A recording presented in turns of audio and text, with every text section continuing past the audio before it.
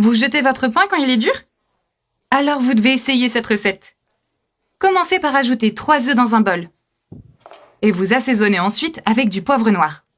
De cette manière, comme ça. On ajoute aussi une cuillère à soupe de sel. Et maintenant, il ne vous reste plus qu'à bien battre et mélanger les œufs avec l'assaisonnement.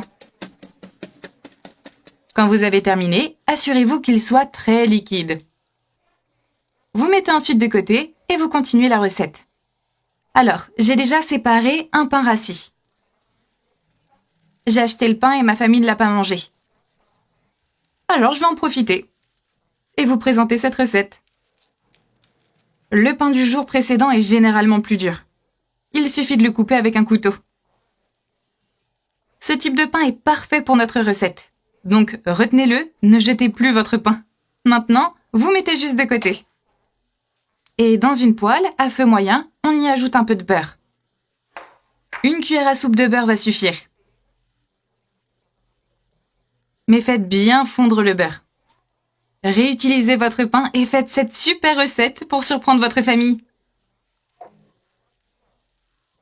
La première étape va consister à ajouter les œufs assaisonnés à la poêle avec le beurre. De cette manière, comme ça. Vous ajoutez maintenant les tranches de pain dans l'œuf. Et vous étalez bien les œufs sur tout le pain. Étalez bien et répétez le processus avec toutes vos tranches de pain. Je le fais toujours à la maison et ma famille l'adore. Les œufs vont rendre le pain plus assaisonné.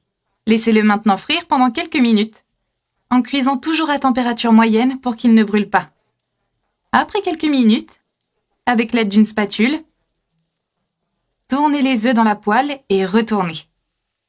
Regardez comme c'est beau. Vous appuyez légèrement sur les œufs et sur le pain pour aussi faire frire le pain. Vous devez observer votre pain brunir. On va le laisser frire à nouveau pendant 3 minutes. Et notre recette est presque prête. Alors, est-ce qu'on assemble cet encas? Commencez par ajouter une quantité généreuse de mayonnaise. Et on l'étale bien sur tous les pains. Ajoutez autant de mayonnaise que vous voulez. Et après avoir bien étalé, il est temps d'accueillir le fromage. Alors vous ajoutez des tranches de fromage mozzarella. Et ensuite, on rajoute du ketchup. Cette sauce est complètement optionnelle, mais j'adore le ketchup. Et vous pouvez remplacer par une autre sauce si vous le préférez. On étale tout très bien, comme ça. Regardez comme c'est beau. Et on va ajouter des tranches de jambon sur le ketchup. Maintenant, vous refermez très soigneusement. Vous fermez et vous pliez les œufs en deux. Pressez, comme ça, et on aplatit à nouveau. Juste comme ça. Et voilà! Alors, est-ce qu'on y goûte? Regardez comme c'est délicieux. Bon appétit!